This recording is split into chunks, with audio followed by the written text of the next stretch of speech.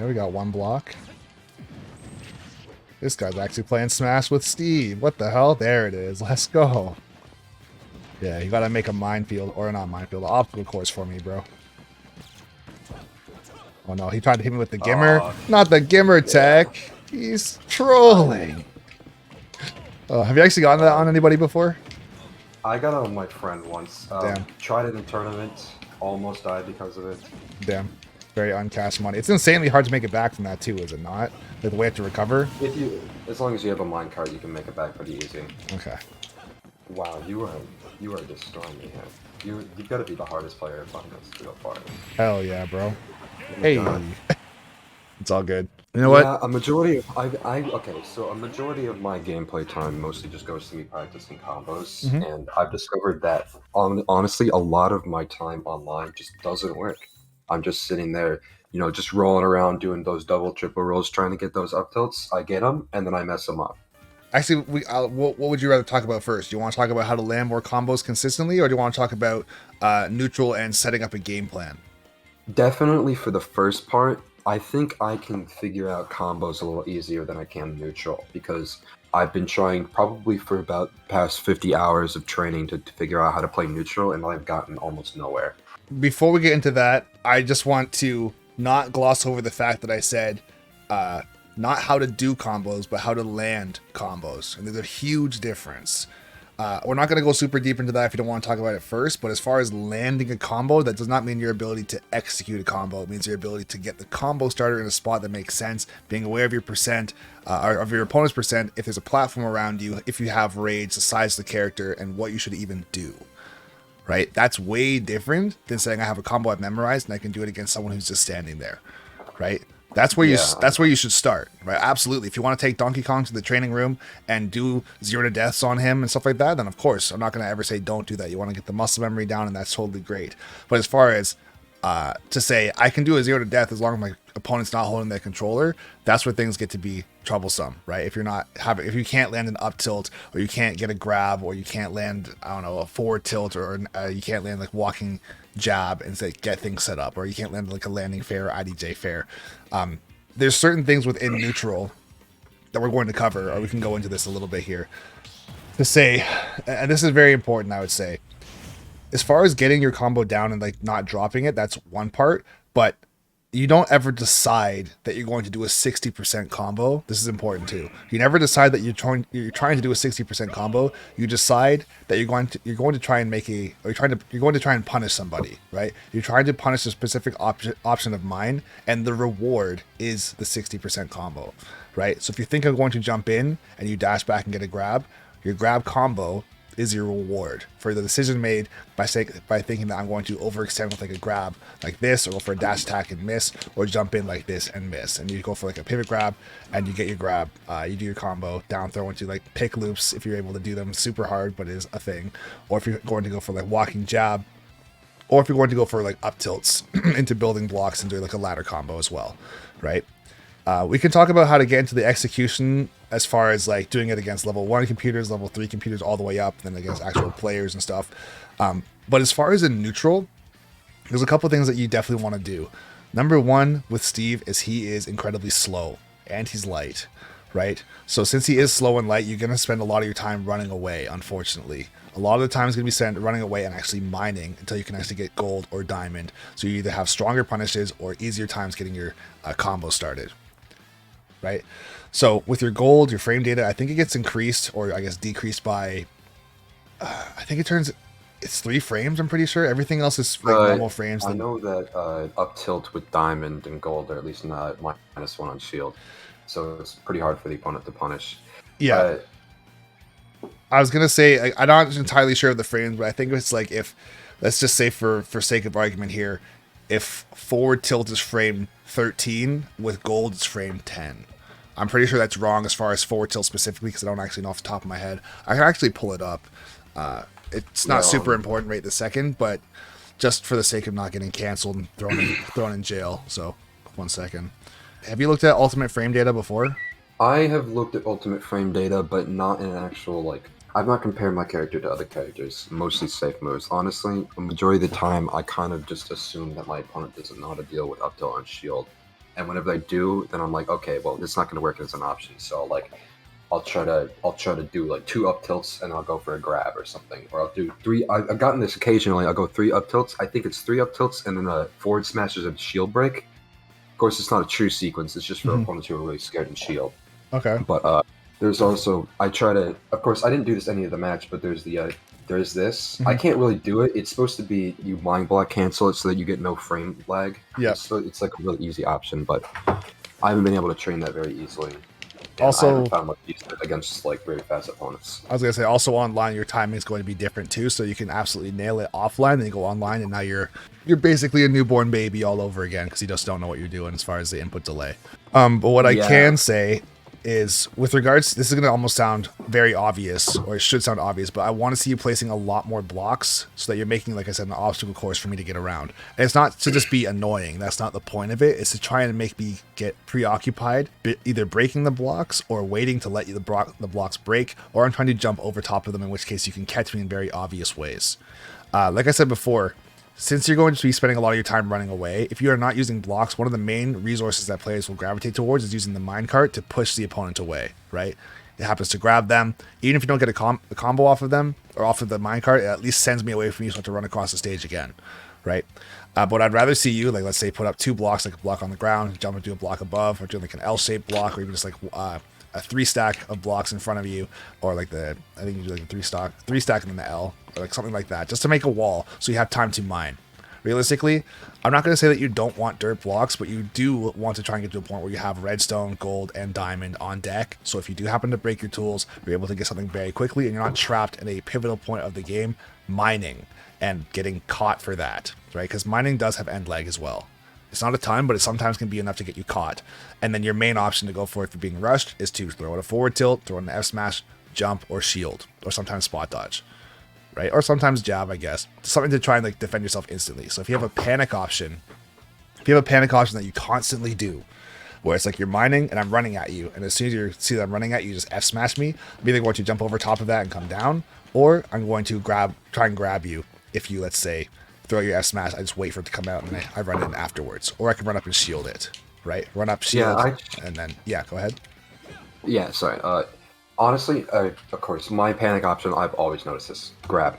100%. High end lag, very easy combo starter, but I get punished almost immediately. So I've been trying to do it less. I'll throw in a couple grabs, obviously, because it's still a very strong move. And if I get you in it, it's just free damage. I can, especially with Falco, it's fastball, I can just carry you across the stage. But some people just know how to deal with that, and I'm like, okay, so grab's not going to work. Sometimes I'll just keep going for grab and I'll get punished. And I'll be like, why am I still doing this? So I'll try to go for F smash. I'll try to just go for it.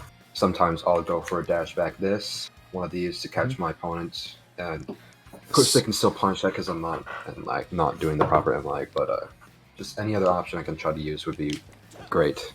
So I can say this, with regards to your overall playstyle with Steve is going to be much more hit and run or bait and punish. But what you're going to do, since your character is not fast, instead of trying to make yourself faster, which you can do by throwing out less moves so your mobility is at its max, the one thing that you can do with putting down blocks is slow me down. Like I was saying before, if you have me preoccupied or in unfavorable animations because I'm busy breaking the blocks, or I'm running into the blocks, or I get stuck under a block, or I'm jumping, it gives you time to, like I said, do 2 things.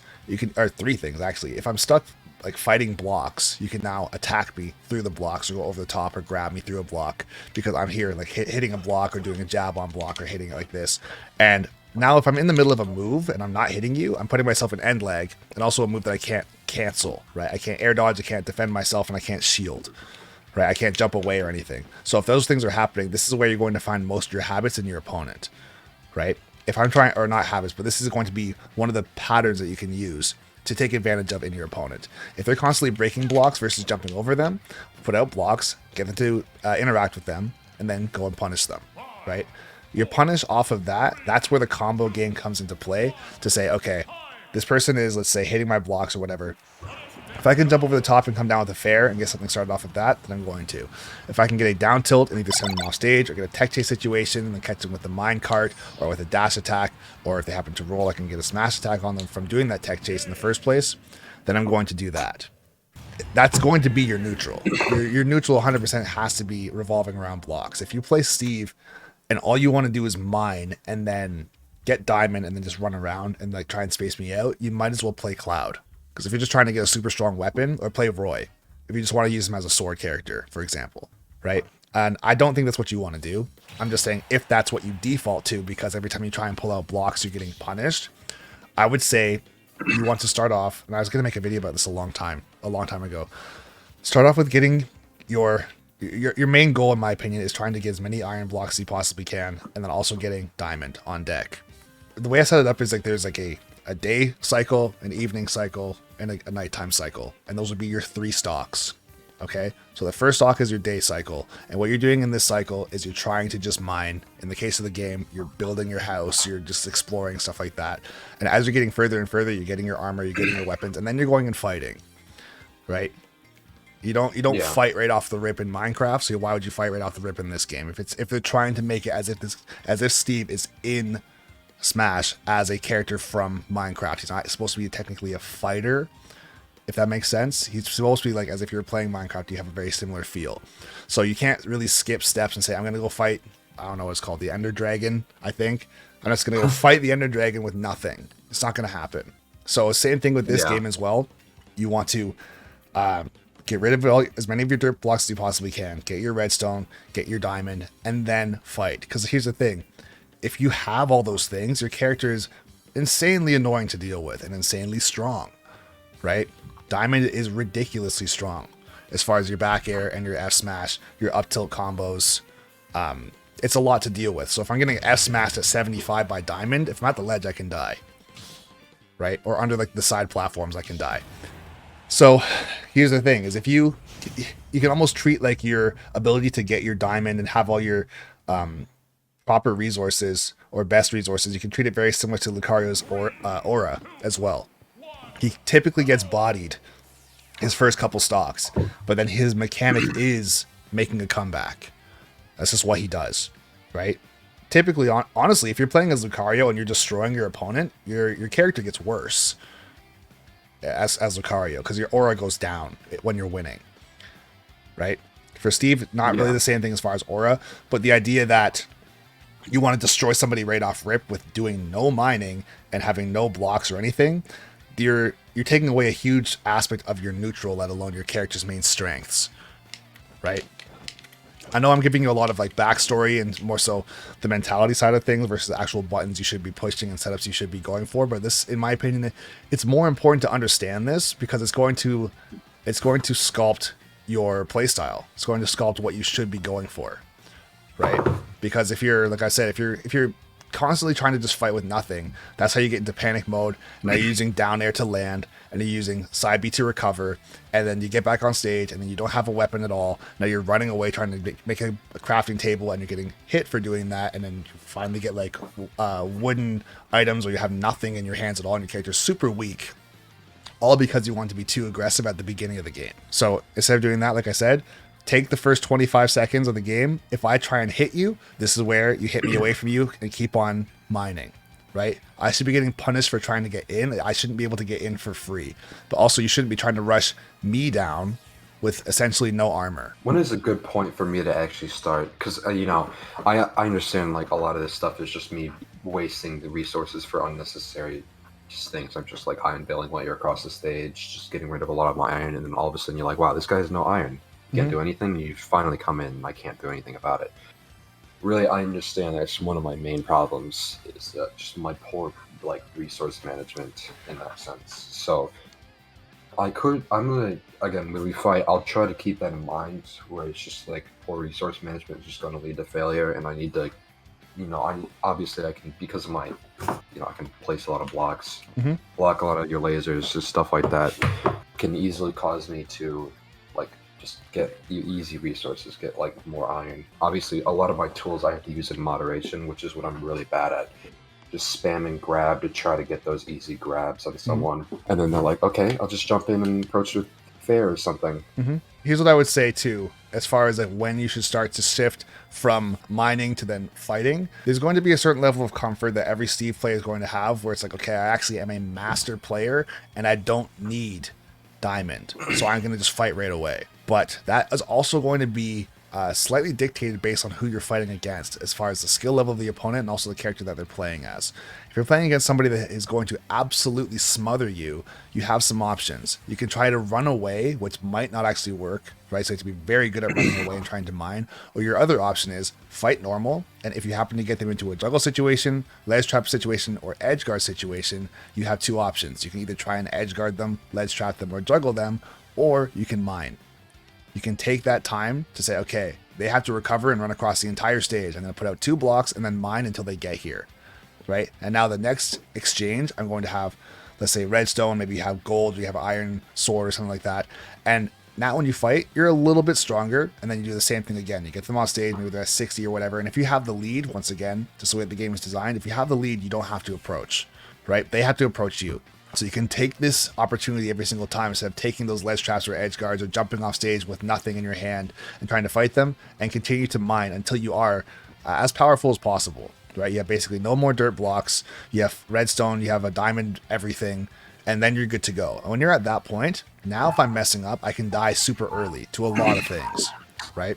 So it's going to be a gradual progression, like I was saying before, with that, like the day cycle, as far as the daytime, evening, and then nighttime. So for yourself, it really depends on how aggressive I'm being.